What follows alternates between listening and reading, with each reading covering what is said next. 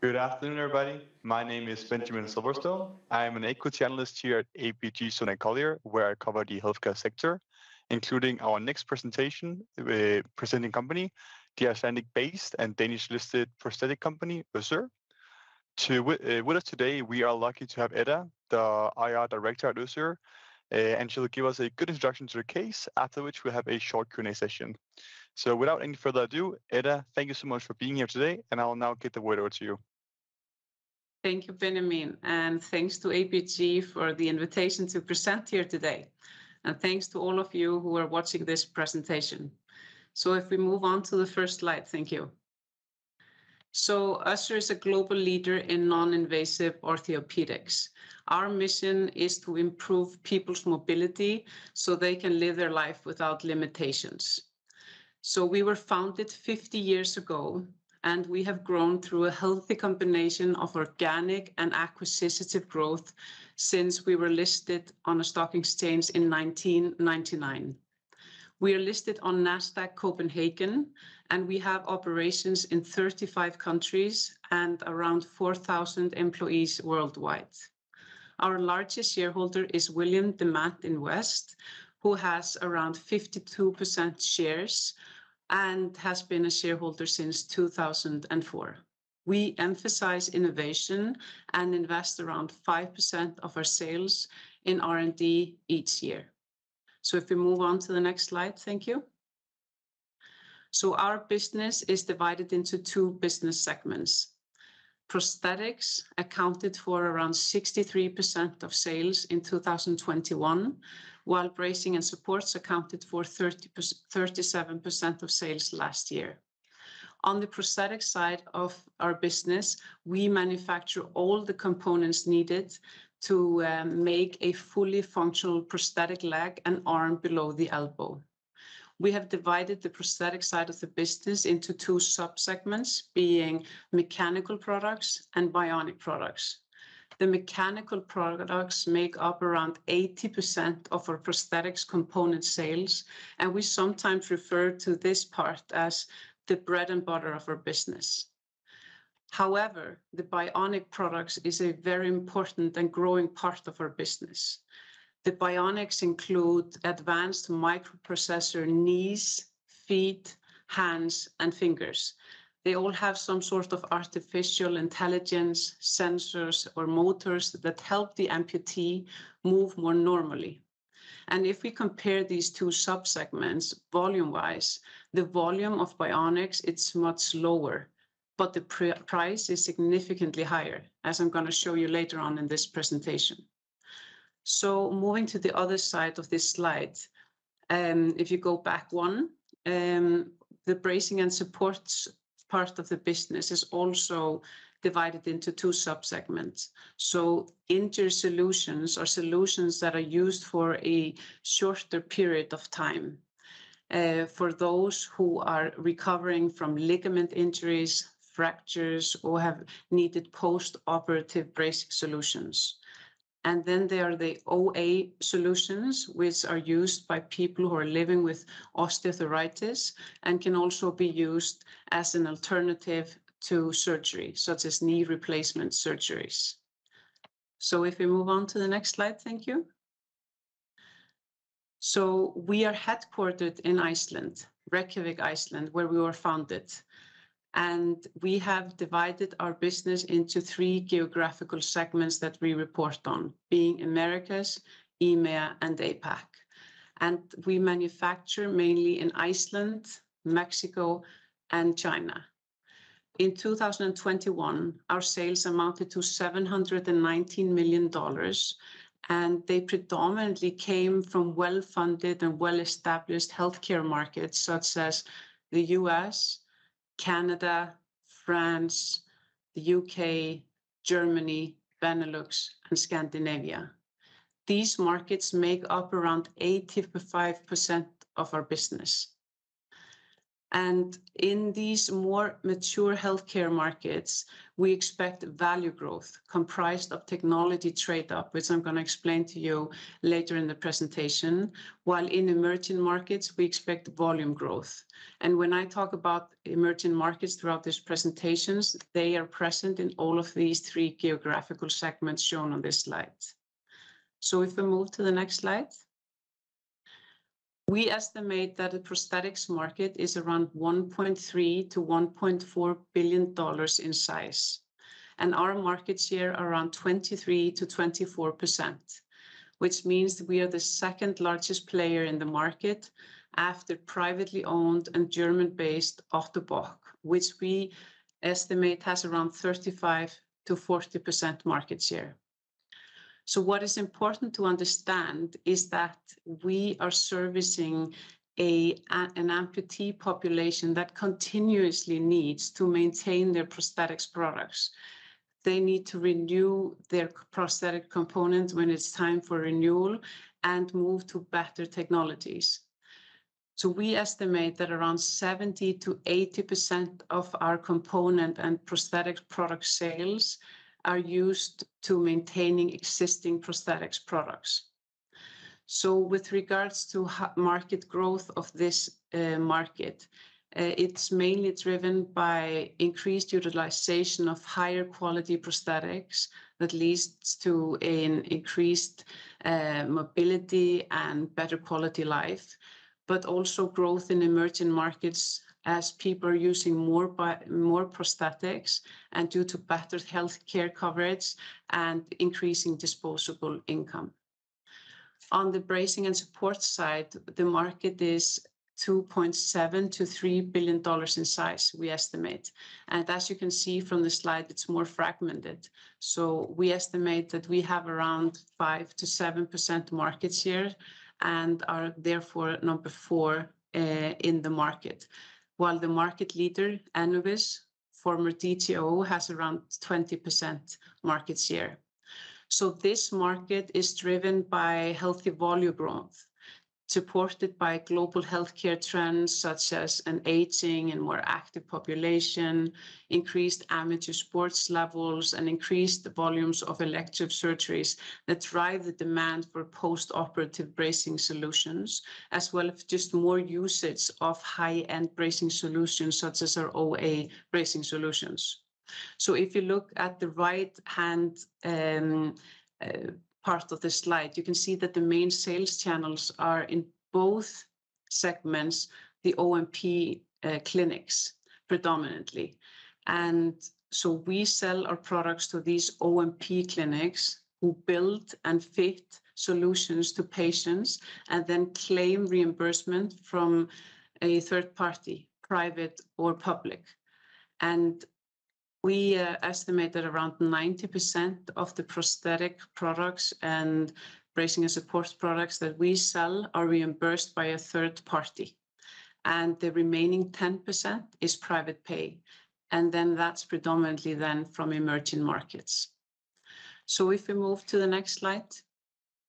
So here you can see an overview of our main 3 growth areas.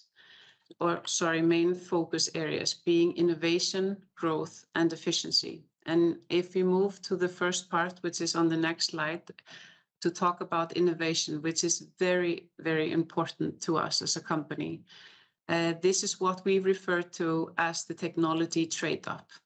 And when I say technology trade-up, what I mean by that is to get more people to move towards using better prosthetics solutions, more advanced prosthetic solutions. It's almost unthinkable that 30 years ago, this wooden leg that you can see in the left corner of the slide was the standard solution in the Western world. And it's still the go-to product for most amputees today. And if we go back just a couple of years, it was only the few who got the mechanical solution. But now in the Western world, if you can get out of bed, you most likely will get a prosthesis in the Western world, but it's only the more active who get a bionic solution. But we believe that the market is going to continue to gravitate towards these bionic solutions, because we've seen the shift before towards these better solutions that enhance and increase the quality of life of the end users. And also due to the health economics, it actually saves the system money to pay more for products upfront, because if you see an amputee using bionic solutions, he or she will walk normally. So he or she is less likely to fall and have associated injuries that end up being costly to the system. So bionics is reimbursed in all of our key markets. It's just a matter of who gets access to this reimbursement.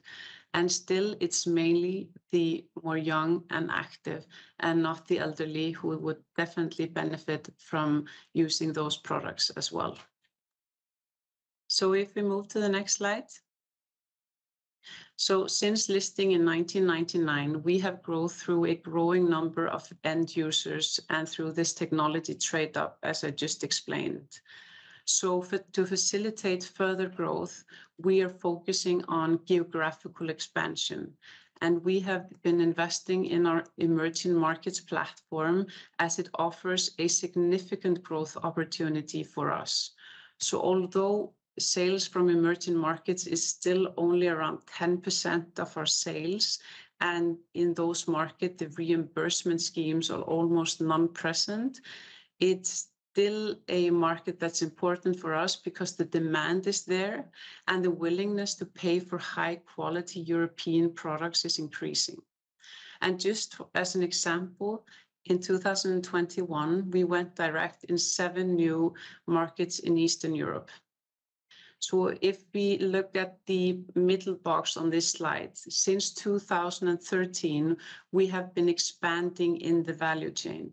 We have selectively been acquiring clinics, and that gives us the opportunity to sell more of our own products, but also to drive this technology trade-up, promoting bionics, as well as driving efficiencies on the manufacturing side.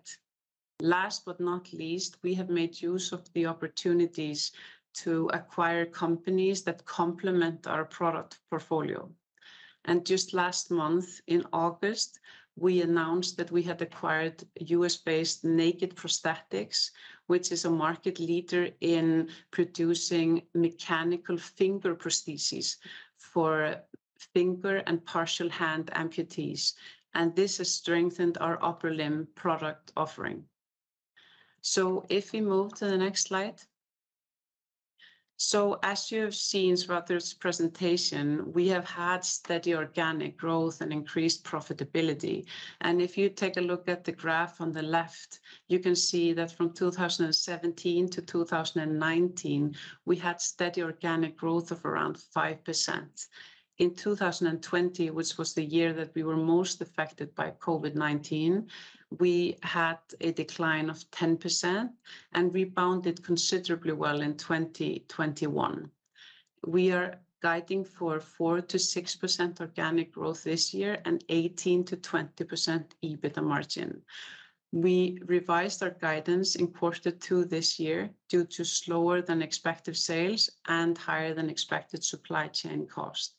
So although sales have been strong in many of our key markets in EMEA and APAC, we experienced slower sales in Americas than anticipated, more COVID-19 impact in China, and we had suspended sales to Russia from 24 February due to the ongoing war. In addition, shortages of some raw material and components, mainly for the new power knee that has been in high demand, also affected us on the sales side. On the cost side, we have experienced higher freight cost and inflation in raw material prices. But at the beginning of 2022, mid Q1, we increased prices by on average 2.5% for prosthetics and bracing and supports product sales. and we seek to increase prices further this year and predominantly next year. And our estimate is that eventually these price increases are going to absorb these before mentioned supply chain challenges and increased cost increases. So if we move to the next slide. So here I wanted to show you an approximation of the split between organic growth and acquisitive growth. And here we have also listed on the slide certain milestones throughout our journey with regards to new product offering along the way, and also companies that we have acquired that have made a difference in our growth history. And if we move to the next slide. So we have made use of our strong cash flow generation to return, both to make use of growth opportunities, but also to return capital to shareholders from 2013 and on. So we are focused on growth opportunities and have been returning capital to shareholders via share buybacks since we started our new share buyback program again in 2022 in February. So if we move to the next slide, last but not least, we are very focused on sustainability, and it's just a part of how we conduct our business. And as it says on this slide, our vision is to provide products and services that contribute to good health, using responsible production methods and supporting climate action, while being a sponsor for gender equality. And as you can imagine, our greatest impact is on this goal number 3, as we are in the business of manufacturing and making solutions that solve the mobility challenges of many people. So we are also very proud to have become carbon neutral in 2021, commemorating our 50-year anniversary. And we will be so again for 2022 for Scope 1, Scope 2, and selective Scope 3 emissions. So if we move to the last slide. So our strategy of innovation, growth, and efficiency supports our long-term ambitions of growing above the market and increasing profitability. Thank you.